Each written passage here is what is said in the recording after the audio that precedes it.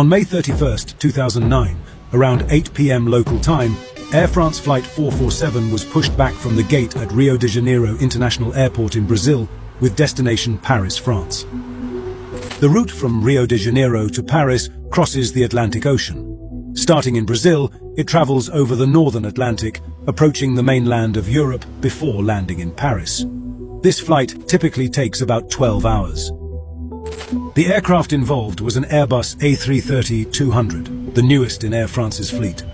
It underwent a major overhaul in April 2009 and had accumulated about 19,000 flying hours at the time of the incident.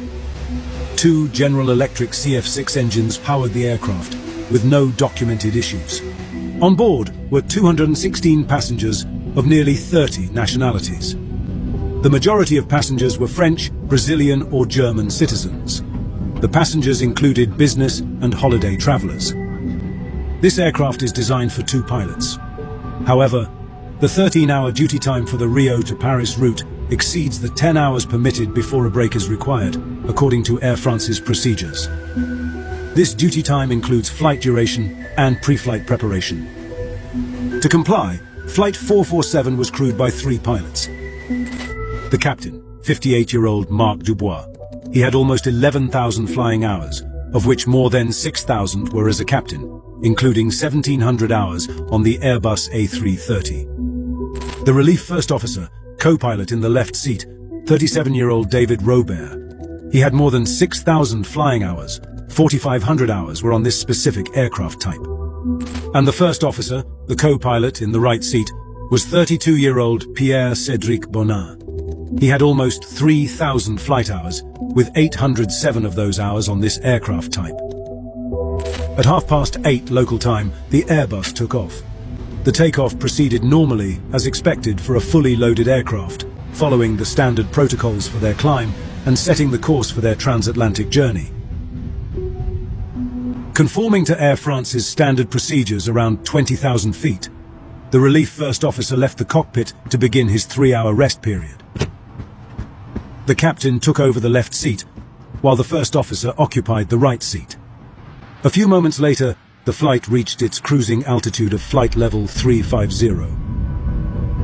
The first couple of hours of the flight were largely routine and uneventful. At 1:35 a.m., the flight entered oceanic airspace over the Atlantic Ocean, northeast of the South American continent. During that time of year, the mid-Atlantic region was known for its typical weather patterns, characterized by a broad band of thunderstorms stretching across the intertropical convergence zone. This region is a band of low pressure around the Earth that generally lies near the equator. The trade winds of the northern and southern hemispheres come together here, leading to frequent thunderstorms and heavy rain. Flying through this area is often challenging for pilots because the thunderstorms don't appear well on radar. Additionally, these storms don't have as much lightning as storms in other places, which can make them seem less severe than they are, especially at night. While the aircraft's automated systems manage the flight, a primary responsibility of the cockpit crew involves overseeing the flight's progress, using the onboard weather radar to avoid areas of significant turbulence. Air France Flight 447 encountered an area of tropical showers and weak thunderstorms, characterized by weak to moderate updrafts and a high likelihood of turbulence. The crew discussed their desire to climb to flight level 370 to ascend above the weather. But they found it too warm to climb to that altitude. Warm air is thinner, reducing the lift the plane can generate, which is crucial for maintaining flight. The crew dimmed the cockpit lights and turned on the landing lights to see outside. It looks like we're entering the cloud cover. It would have been good to climb now. It's going to be turbulent for my rest. At 2 a.m., the relief first officer returned from his rest break. The captain left for his without providing a proper briefing. Consequently, the first officer, now the pilot flying in the right seat and the designated pilot in command in the captain's absence, informed the relief first officer about the inability to climb and anticipated turbulence ahead, similar to recent encounters. 6 minutes later, the 2 first officers notified the cabin crew of the upcoming turbulence expected in 2 minutes. The turbulence ahead turned out to be moderate. Despite having the autopilot engaged, the bank angle fluctuated between roughly 3 degrees to the right and 5 degrees to the left. The first officer adjusted the radar gain setting to increase its sensitivity and suggested a deviation to the left. They turned the aircraft 12 degrees left of the intended track to avoid the worst of the weather. 2 minutes later, the aircraft encountered an updraft. A sound typical of ice crystals hitting the fuselage was heard. The pitot tubes started picking up ice particles. Normally, this would not be a problem, but if the concentration of crystals is high enough, they can clog them, faster than the built-in heaters can melt them. The A330 has 3 pitot tubes, one each for the captain, the first officer, and the standby instruments. Each pitot tube measures the pressure of the oncoming air, which is then compared to the static pressure to derive the plane's airspeed. This data in turn is used to calculate a number of other parameters, including Mach number, vertical speed, and altitude, which are all displayed instantaneously to the pilots. But if ice crystals clog the pitot tubes, air cannot enter them, causing the measured pressure to drop, which in turn causes a decrease in indicated airspeed. On Flight 447, as all 3 pitot tubes filled up with ice, the airspeed readings quickly became invalid and fell from 275 to 139 knots. This started a chain reaction of problems. The autopilot disconnected and the flight director bars disappeared.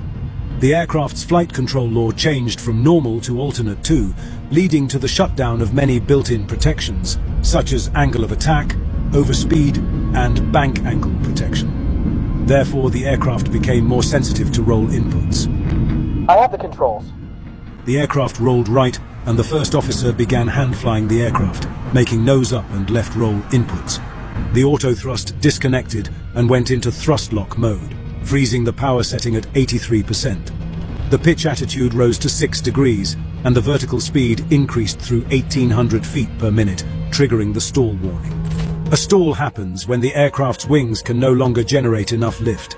This loss of lift leads to a sudden decrease in the aircraft's ability to stay airborne, causing it to drop or lose altitude rapidly.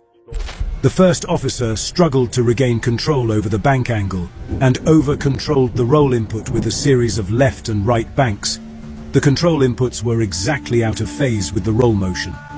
After a challenging period, he gradually managed to stabilize the roll over the next 30 seconds, which silenced the stall warning. Just seconds later, the airspeed indicated on the standby instrument began to decay once more, dropping sharply from 270 to 73 knots. The aircraft's pitch increased by 11 degrees, and its vertical speed increased through 6,000 feet per minute. The first officer continued to make nose-up inputs, and the pitch attitude increased to 16 degrees. A series of small roll movements began. He countered each with lateral stick input. The stall warning was triggered again, and amidst the chaos, attempts were made to call the captain back by ringing a call chime in the crew rest area. The stall angle of attack was reached, causing the aircraft to shake as it entered an aerodynamically unstable condition. Thrust was increased to toga. The first officer continued to make nose-up inputs, resulting in the aircraft maintaining a shallow climb. Above all, try to touch the lateral controls as little as possible. The rolling continued, and the first officer inputs increased, using up to full left and right stick inputs to counteract them. The ice blocking the pitot tubes had melted, and all 3 airspeed indicators displayed the correct readings of around 180 knots. It became clear that they were flying too slowly for this flight level, as the normal airspeed for their flying altitude was about 260 knots. Seconds later, the aircraft reached its maximum altitude of almost 38,000 feet. It had gained 3,000 feet in just 1 minute and 7 seconds since the autopilot disconnected. The bank angle increased to the right. The first officer held full left stick with virtually no effect on the bank angle. I don't have control of the aircraft anymore. I don't have control of the aircraft at all. Controls to the left. The relief first officer made 2 full left control inputs. The first officer kept his control stick fully to the left and pulled it all the way back for nearly 40 seconds. The descent rate increased to 10,000 feet per minute. The pitch attitude fluctuated between about 10 degrees and 16 degrees nose up. 2 minutes after the autopilot disconnected, the captain entered the cockpit. The indicated airspeeds dropped below 60 knots, which made the angle of attack sensors invalid and silenced the stall warning. As the speeds fell below 30 knots, a red SPD flag replaced the airspeed indication. Despite the first officer his sidestick being full left in an attempt to control it, the aircraft was tilted to the right, with bank angles fluctuating up to 45 degrees. What are you doing? What's happening? I don't know what's happening! We're losing control of the aircraft here. We lost all control of the aircraft. The pitch attitude porpoised from 8 degrees to 15 degrees nose up. The thrust levers were moved to idle, and the nose pitched down.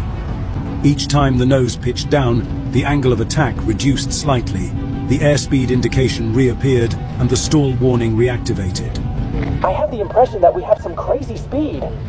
The first officer deployed the speed brakes, causing the nose to pitch up level with the horizon. The relief first officer told him not to extend the speed brakes, and they were retracted. As a result, the nose returned to 8 degrees below the horizon, before pitching up again. The aircraft continued to descend with vertical speeds between 10,000 and 15,000 feet per minute. The thrust levers were moved to the climb power setting, and for the first time in a minute, the aircraft's wings briefly became level, indicating a straight flight path. However, this was only temporary, as the aircraft continued to sway left and right, prompting the first officer to make significant movements with the side stick to counteract each roll movement and stabilize the aircraft. As the aircraft descended through 20,000 feet, the thrust levers were moved from the climb detent to toga. Shortly after, the aircraft began to roll to the right. Full left side stick input was applied once again and held steady for 20 seconds.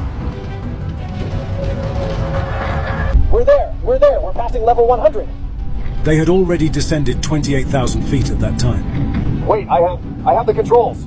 The relief first officer made a left input for about 7 seconds, but the first officer never released his side stick. You will input. What is? How come we're continuing to go down You will now? input. You will input. The relief first officer instructed the captain to see if a reset of the flight control computers could help.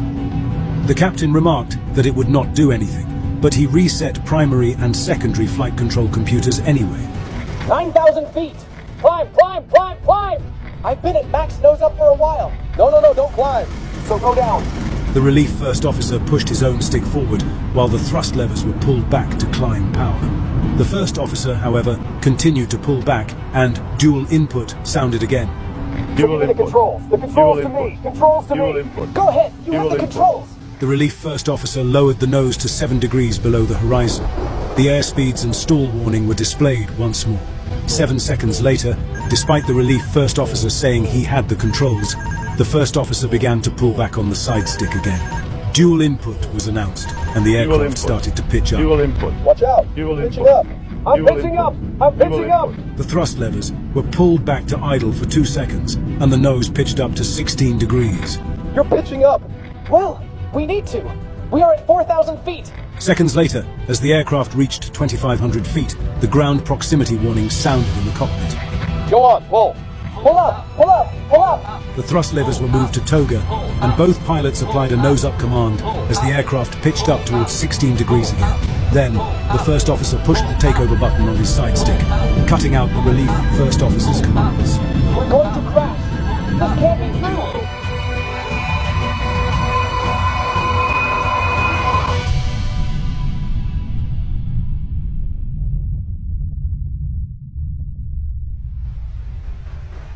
The aircraft dropped from 38,000 feet to sea level in just 3 minutes and 30 seconds. Tragically, all passengers and crew on board lost their lives, making it one of the most tragic days in aviation history. Let us take a moment to reflect on the profound impact of this event and remember those who were lost before we continue with the investigation part.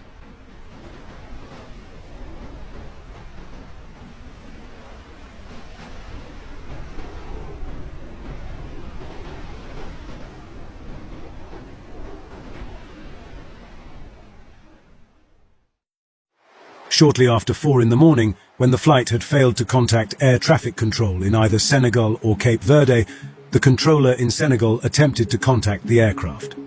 Despite his attempts, he received no response. Brazil and Senegal alerted rescue services, initiating the search for the aircraft.